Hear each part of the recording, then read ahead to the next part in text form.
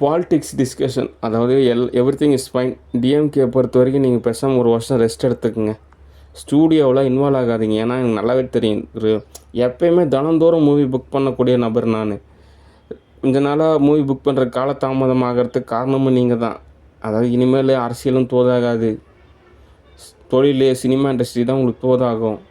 அப்படின்றப்ப அதுக்கு தகுந்த மாதிரி பதமாக தான் நடந்துக்கணும். ஒரு வேளை காப்பாற்றுன்னு நினைக்கிற அளவுக்கு அவ்வளோலாம் போர் நடக்குது, அணுகுண்டு போடுறாங்க, அப்படியே பஞ்சம் வாட்டுது, அப்படிலாம் ஒன்றும் கிடையாது. நீங்கள் சம்பாரித்த காசு செலவு செஞ்சிங்கன்னா போதும். அது ஏதோ ஒரு வகையில் சம்பாரிச்சிட்டிங்க, அது இப்போ கரெக்டான வகையில் செலவு செய்யணும். அது இப்போ ஹோல்டு செஞ்சுக்கிட்டே இருந்தால் அது பிரச்சனை தான் ஆகும். எவ்வளோ நாள் தான் காப்பாற்றிட்டுருப்பீங்க? நீங்களும் சாப்பிட மாட்டீங்க, மற்றவங்களையும் சாப்பிட விட மாட்டீங்க. அப்புறம் யார் தான் அந்த காசெல்லாம் அனுபவிக்கிறது? அதனால் யாரோ ஒருத்தர் அந்த காசை பயன்படுத்தினா தான் ஓரளவு உங்களுக்கும் ஒரு ரிலாக்ஸேஷனாக இருக்கும். சரி, ஓகே அப்படின்ட்டு. அதனால் சும்மா பேருக்கு தலைவர் அப்படின்னு இப்போ நான் கூட தான் கேட்குறேன், எனக்கு ஒரு 10,000 கோடி காசு கொடுங்க, கொடுப்பீங்களா? அதனால் சும்மா ஏதோ ஒன்று சொல்லிகிட்டு இருக்காதீங்க.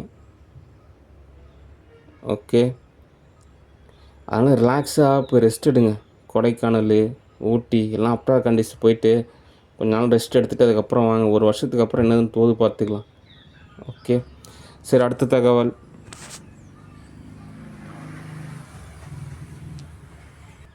Company discussion. கம்பெனியை பொறுத்தவரைக்கும் என்ன தகவல் அப்படின்னா, ஆன்மீக ரீதியாக சொல்லணும் அப்படின்னா, வாழ்வியல் சூழ்நிலை காரணமாக கம்பெனி அப்படின்றது நல்ல விஷயந்தான். ஆனால் பொறுமையாக தான் தோது பார்க்கணும், அவசரப்படக்கூடாது. ஒரு நாளைக்கு பார்த்திங்கன்னா 24 மணி நேரம் தான்.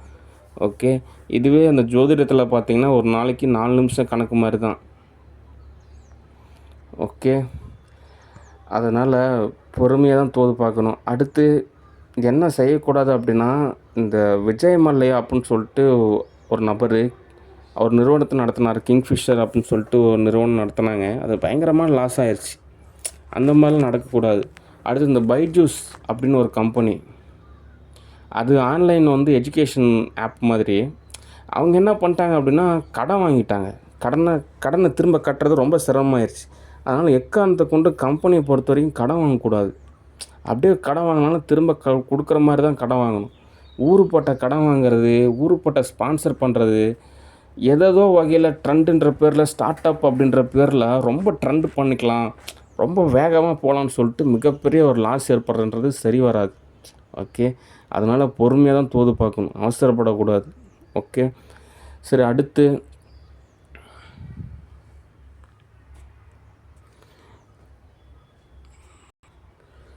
Studio discussion. ஸ்டூடியோ பொறுத்த வரைக்கும் என்ன தகவல் அப்படின்னா, கம்பெனி அப்படின்றது ஓகே தான், இருந்தாலும் ரஷ்யாவிலேருந்து கேஷ் கிடைக்கணும், அதுக்கப்புறம் டாக்குமெண்ட்ஸில் சைன் வாங்கணும், அதுக்கப்புறம் தான் ரியாலிட்டியாக கேஷ் கிடைக்கும். ஓகே, ஒவ்வொரு வகையிலும் உணுப்பாக பிழைக்கலன்னு நினைக்கிறதுன்றது தோதாகாது. ஓகே, ஒவ்வொருத்தருக்கும் ஒரு கேட்டகரி இருக்குது. இப்போ உதாரணத்துக்கு ஒவ்வொரு வீடியோலையுமே நான் நிறையா வியூஸு, நிறையா சப்ஸ்கிரைபரு, அதுலேயே இப்படி 1 மணி நேரம் கிடக்கிறதுக்குள்ளேயே 1,00,000 ரூபா சம்பாரிச்சிடலாம் அப்படின்னு நினைக்கிறது தோதாகாது. ஏன்னா ஆப்பிரிக்கா நாடு மாதிரி தான். ஓகே, அதனால் ஏதோ யூடியூப் சேனல் ஒரு பர்சன்டேஜ் மார்க்கெட் ஷேராக, அதை ஒரு ஆனுவலில் இந்த மாதிரி ஒரு பர்சன்டேஜில் இவ்வளோ இன்கம்மா, அப்படி தான் ப்ராஃபிட். இன்வெஸ்டர் கேட்டகரி தான். டெய்லியும் காசு கிடைக்குமான்னு கேட்டால் சந்தேகம் தான். வருஷத்துக்கு ஒரு டைம் காசு கிடைக்கும், அந்த காசை வச்சு வருஷம் ஃபுல்லாக தோது பார்த்துக்க வேண்டியது தான். அப்படின்ற இன்வெஸ்டர் கேட்டகரி தான் ஸ்டேட்டஸு. ஓகே,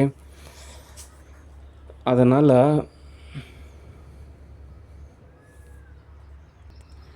ஸ்டூடியோ அப்படின்றது தான் நமக்கு தோதான ஒரு இடம்.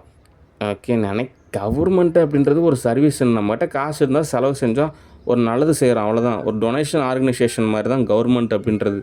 அங்கெல்லாம் போய் பெருசாக லாபம் சம்பாதிக்கிறதுலாம் ரொம்ப ரிஸ்க்கு. ஓகே, கம்பெனி அவ்வளோதான், இன்வெஸ்டர் கேட்டகரி, வருஷத்துக்கு ஒரு டைம் ப்ராஃபிட் கிடைக்கும், அவ்வளோதான். தேவன் ஃபவுண்டேஷன் அப்படியே ஒரு கம்பெனி தான், அவங்க ஒரு வருஷத்துக்கு ஒரு டைம் காசு கிடைக்கும், அவ்வளோதான். அப்போ ஸ்டூடியோ தான் நமக்கான ஒரு வேலை. ஓகே, அப்படின்றப்போ அந்த ஸ்டூடியோ அப்படின்றது, இந்த ஸ்டூடியோ அப்படின்றதெல்லாம் இன்டெலிஜென்ட் டீம் ஏஜென்சி மாதிரி செயல்படணும். ஓகே, ஸ்டூடியோ அப்படின்னாலே ஒரு இன்டெலிஜென்ட் டீம்ப்பா அப்படின்ற மாதிரி இருக்கணும். ஓகே, எல்லா வகையிலையும் தோது பார்க்கணும். ஓகே, அப்போ தான் தோதாகும்.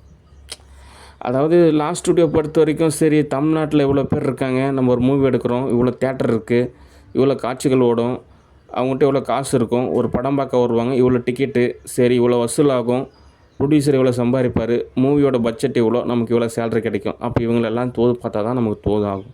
சரி பொறுமையாக காத்திருக்கலாம் அப்படின்னு நீங்கள் நினைக்கிறதுன்றது ஓகே தான். ஆனால் அப்படி இப்போ யதார்த்தம் அப்படி கிடையாது.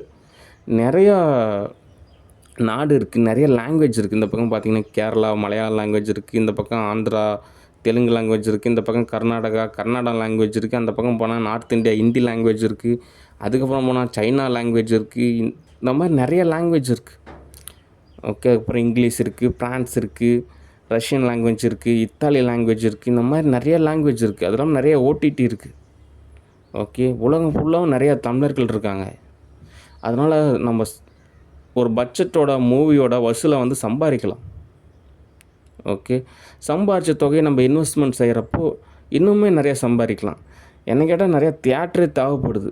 ஏன்னா ஒரு சில தியேட்டரில் கும்பல் அதிகமாக இருக்காங்க, அவ்வளோ கூட்டம் இருக்குது. ஆனால் தியேட்டர் பற்றாக்குறையாக தான் இருக்குது. நீங்கள் நினைக்கிற மாதிரி தியேட்டர்லாம் ரொம்ப காலியாக இருக்குது அப்படிலாம் கிடையாது. தியேட்டர் வந்து பார்த்திங்கன்னா இன்னும் நிறையா தேவைப்படுது. நம்மளாம் சம்பாரிச்சதுக்கப்புறம் இன்னும் நிறையா தியேட்டரை கட்டணும் அப்படின்னா இன்னும் நிறையா பலன் இருக்குது. அதனால் ஸ்டூடியோ தோது பார்க்கணும். ஓகே, காலங்காலத்தில் நம்ம ஒரு மூவி புக் பண்ணிட்டோம் அப்படின்னா நமக்கு நிறையா வகையில் தோதாகும். ஓகே, அதனால் டைரக்டர் அப்படின்ற நிலையில் நான் தோது பார்த்துக்குவேன். நீங்கள் பயப்படாமல் பதட்டப்படாமல் என்கிட்ட கொஞ்சம் அனுசரித்து நடந்துக்கிட்டிங்கன்னா போதும். அதே சமயத்தில் ஃபைட் பண்ணணும். ஓகே, மேக்ஸிமம் ஆண் நிலையில் யாருமே துன்புறுத்த மாட்டாங்க. அவங்க ஓரளவு மன வருத்தம் நடந்துக்குவாங்க, கொஞ்சம் வேதனைப்படுவாங்க, அதுக்கப்புறம் ஓரளவு சமாதானமாக மாறிடுவாங்க. ஆனால் அந்த பெண்ணியில் தான் பட்டர்ஃப்ளை அட்டாக் பண்ணுறது, சேட்டை செய்கிறது, நிறையா விஷயம் தொந்தரவு செய்வாங்க. அந்த வகையில் அந்த ஐஸ்வர்யா, ரஜினிகாந்த் அவங்கள நான் ஓரளவு சால்வ் பண்ணணும். ஒரு சில பேர் ரொம்ப உணுப்பாக இருப்பாங்க. அவங்க வந்துட்டு அவங்களும் நல்லா வாழ்ந்துக்கிறோன்னு நினைப்பில் நம்மளுக்கு வந்து எதுவுமே செய்யாமல் துன்புறுத்துவாங்க. இப்போ உதாரணத்துக்கு சரளா ராணி, அவங்களும் ஒரு தமிழ் டீச்சர் தான். ஆனால் இருந்தாலும் கேஷ் அவங்க விலகிட்டாங்கன்னா ஒன்றும் பிரச்சனை கிடையாது. ஓகே, இப்போ ஒரு பதவியில் ஒருத்தர் நியமிக்கிறோம், அவர் அதுக்கு உண்டான பணியை செஞ்சிட்டாங்கன்னா ஒன்றும் தெரிவிக்காது. அவங்க அந்த பதவியிலே இருக்காங்க, ஆனால் ஒன்றுமே செய்ய மாட்டேங்கிறாங்க அப்படின்றப்போ துன்பம் ஏற்படும். ஓகே, அதனால் ஒரு ஓஎஸ்சி, ஒரு சாஃப்ட்வேர், ஒரு சர்வர் ரூமில் இருக்கிறப்போ அதுக்கு உண்டான வகையில் தோது பார்க்கணும். ஏதாவது கேஷாக கொடுத்தா தான் தோதாகும். அதனால் அந்த ஓஎஸ் வந்து விளக்கணும். அந்த சாஃப்ட்வேர் வந்து கொஞ்சம் விலகி வச்சா தான் ஒரு ஸ்ட்ரைட்டான ஒரு பாதையில் ஒரு பயணிக்கிறதுக்கு தோதாகும். ஓகே, அதனால் நான் போனாச்சிலே சொன்னேன் அவங்களுக்கு ஜாபு வேண்டாம், தோதாகாது அப்படின்னேன். அதனால் அவங்களுக்கு கேஷ் எவ்வளோ வேணால் கொடுத்துர்லாம். ஆனால் ஒரு சர்வர் ரூமில் இன்வால்வ் பண்ணுறதுன்றது மிகப்பெரிய ஒரு டேஞ்சர் ஜோன். ஓகே, அதனால் ஃபைட் பண்ணணும். ஸ்டூடியோ பொறுத்த வரைக்கும் ரொம்ப சென்சிட்டிவாக இருந்தீங்க அப்படின்னா தோது பார்க்குறது ரொம்ப சிரமம். ஓகே, வேணால் team A, team B, team C அப்படின்னு நீங்கள் டியூட்டி பார்க்கலாம். பாதுகாப்பு மிகவும் அவசியம். ஓகே, ஏற்படுற மாதிரி சூழ்நிலை அமையக்கூடாது. ஓகே, ரஜினிகாந்தை புக் பண்ணால் ரூல்ஸ் அண்ட் ரெகுலேஷனை ஃபாலோ பண்ண மாட்டேங்கிறாரு. அவர் ஸ்டாலின் கிட்ட இருக்கிறாரு. அதனால் அவங்கெல்லாம் காசு வாங்கிக்குவாங்க. நம்ம என்ன சொன்னாலும் அவருக்கு புரியாது. அவருக்கு என்னங்க, ஒரு வருஷம் மூவி ஷூட்டிங் எடுக்கிறோம், ஒரு பட்ஜெட்டோடனா மிஞ்சி போனால் 200 கோடி ரூபாய்க்கு மேலே ஒரு ரூபா சம்பாதிக்க முடியாது. ஆனால் இது ஒரு பாலிடிக்ஸ்லாம் போனால் லம்பாக சம்பாதிக்கலாம். யாருங்க வெயிலில் ஒரு வருஷம் மாங்குன்னு கஷ்டப்பட்டு ஷூட்டிங் எடுத்து மார்க்கெட் செஞ்சு இதில் வேறு எக்கச்சக்கமான இஷ்யூலாம் சம்பாரித்து அந்த காசை அதில் வேறு டேக்ஸ் வேறு இருக்கும், எவ்வளோ அதில் வேறு சமாளிக்க வேண்டியது இருக்கும். சம்பாரிச்சதுக்கப்புறம் இவங்கன்னு வர ஆரம்பிச்சிருவாங்க. அவங்க எல்லாத்தையும் விலைக்கு நானே பார்த்தீங்கன்னு வச்சிங்களேன், சோத்துக்கே வழி இல்லாமல் இமயமலைக்கு போயிட்டு அங்கே கிடைக்குதா 2 சப்பாத்தி சாப்பிட்டுக்கிட்டு ஏதோ இருக்கிற காசு டொனேஷன் பண்ணிவிட்டு நான் தியானம் பண்ணிட்டு வரேன், என்கிட்ட போய் காசு கேட்டிங்கன்னா நான் எங்கே போகிறது அப்படின்ற மாதிரிலாம் நடந்துக்குவா. அப்படி அதோட தனிப்பட்ட விஷயம். இவ்வளோ போராட்டம் இருக்குது ஒரு மூவியில் சம்பாதிக்கிற அளவுக்கு. ஓகே, அந்த கேஷை ஹோல்டு செஞ்சு அதை வந்து மறைச்சி அது ஒரு பாதுகாப்பு ஏற்படுத்துறதுக்கு அவ்வளோ சிரமப்பட வேண்டியது இருக்குது. ஆனால் அப்படி கிடையாது பாலிடிக்ஸு. ஜஸ்ட்டு ஒரு ஆதரவு கொடுத்து ஒரு 4-5 பேர் அட்டாக் செஞ்சு பட்டர்ஃப்ளை அட்டாக் செஞ்சு ஓரளவு ஒரு தோது செஞ்சு கொடுத்தா அவரே லம்பாக செக்கு கொடுத்துட்றாரு. ஓகே. மக்களுக்கு ஒரு 40,000 கோடி 50,000 கோடி செலவு பண்ணுறதுக்கு இந்த மாதிரி ஒரு நபரை பிடிச்சிருந்தாங்க, உங்களுக்கு ஒரு 1000 கோடி நீங்கள் எனக்கு ஓரளவு தோது பார்த்து கொடுங்க அப்படின்னா வேலை முடிஞ்சது அப்படின்னு அவங்க நினைக்கிறாங்க. ஆனால் அது சரியான தீர்வு கிடையாது. ஓகே. அதனால் ஸ்டூடியோ பொறுத்தவரைக்கும் ஃபைட் பண்ணால் தான் நம்ம நிறையா விஷயம் தோது பார்க்குறன்றது தோதாகும். ஓகே. ஏன்னா ப்ரொடியூசரை பொறுத்த வரைக்கும் அவங்களும் சம்பாதிக்கணும், அவங்க நஷ்டத்தை ஏற்படுத்தக்கூடாது. அவங்க ஒரு மூவியில் தோது செஞ்சதுக்கப்புறம் நமக்கு அடுத்த மூவி ஆப்பர்ச்சுனிட்டி கொடுப்பாங்க, அப்படின்னா தோதாகும். ஓகே.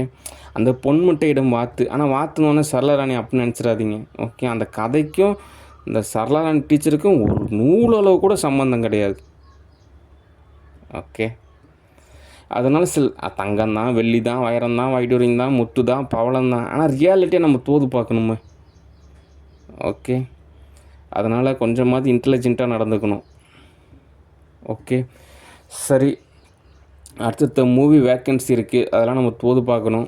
ஓகே. அடுத்து சில வீடியோஸ்லாம் அப்லோட் பண்ண வேண்டிய வேலையும் இருக்குது, அதையும் நம்ம தோது பார்க்கணும். ஓகே. மற்றபடி இந்த ஆர்டிஸ்ட்டு டைரக்டர்ஸ்லாம் கொஞ்சம் நேரில் வந்தீங்கன்னா தான் தோதாகும். ஓகே. அடுத்த படநிலையை நம்ம தோது பார்க்கலாம். ஒரு சில ஆர்டிஸ்ட்லாம் இந்த மாதிரி நீங்கள் நடிக்கணும்னு நினச்சிங்கன்னா கூட நீங்கள் வந்தீங்க அப்படின்னா உங்களுக்கு நான் ஒரு மூவி புக் செஞ்சு ப்ரொடியூசர்கிட்ட ஏதாவது கன்சல்ட் பண்ணிட்டு நம்ம ஒரு ஷூட்டிங் போகலாம், படப்பிடிப்பு ஆரம்பிக்கலாம் தமிழில் சொல்லணும் அப்படின்னா. ஓகே. ஏன்னா தமிழ்நாட்டில் இருந்தாலுமே தமிழ் மொழியை நம்ம முழுமையாக கற்றுக்கணும். ஓகே. தொல்காப்பியரோட தமிழ் வரைக்குமே நம்ம முழுமையாக கற்றுக்கணும், அகத்தியரோட தமிழ் வரைக்குமே. ஏன்னா தமிழ்லே சரியாக ஒரு மொழித்திறன் அப்படின்றது தோதாகாமல், மற்ற மொழிலையும் ஒரு தோதாகாமல், இங்கே கொஞ்சம் அங்கே கொஞ்சம் அறகுறை அறிவு என்றைக்குமே ஆபத்தானது. அதனால் எதுலேயுமே ஒரு முழுமை இருக்கணும். ஓகே. அதனால் ஆங்கிலம் படிக்கிறோமா முழுமையான படிக்கணும், அதே இதையும் கம்பேரிசன் செஞ்சு குழப்பிக்கக்கூடாது. ஓகே. அதனால் எந்த ஒரு மொழியாக இருந்தாலும் அது முழுமையாக படித்தா மட்டும்தான் ஒரு தீர்வு. ஓகே.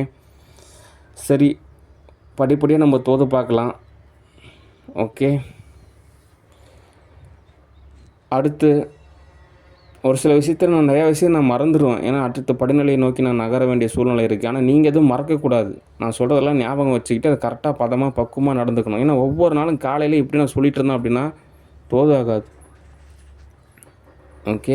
அதனால் காலங்காலத்தில் ஒரு மெடிடேஷன் செய்யணும், ஒரு ஜிம்முக்கு போகணும், ஏதோ ஒரு மூவி புக் பண்ணி ஏதோ கொஞ்சம் ரிலாக்ஸாக தான் நம்ம தோது பார்க்கணும், அவசரப்படக்கூடாது. ஓகே. ஏன்னா மானுடவியல் பண்பு அப்படின்னு இருக்குது, அதன்படி தான் நம்ம தோது பார்க்கணும். ஓகே. அதே மாதிரி நம்ம தனித்துவமான ஒரு நிலையில் தான் இயங்கணும். இப்போ என்னோடய பாதை ஒரு தனித்துவம், அந்த பாதையில் தான் நான் பயணிக்கணும். ஓகே. ஒருத்தர் அப்படி இருக்கார் இப்படி இருக்காருன்னு நம்ம தோதாகாது, என்னோடய பாதையில் தான் நான் பயணிக்கணும். ஓகே. சரி, ஸ்டூடியோ ஒரு இன்டெலிஜென்ட் டீம் மாதிரி செயல்படுங்க. ஓகே. சரி, நானே தோதாகிறப்ப கூப்பிட்றேன். நன்றி, வணக்கம், பாய்.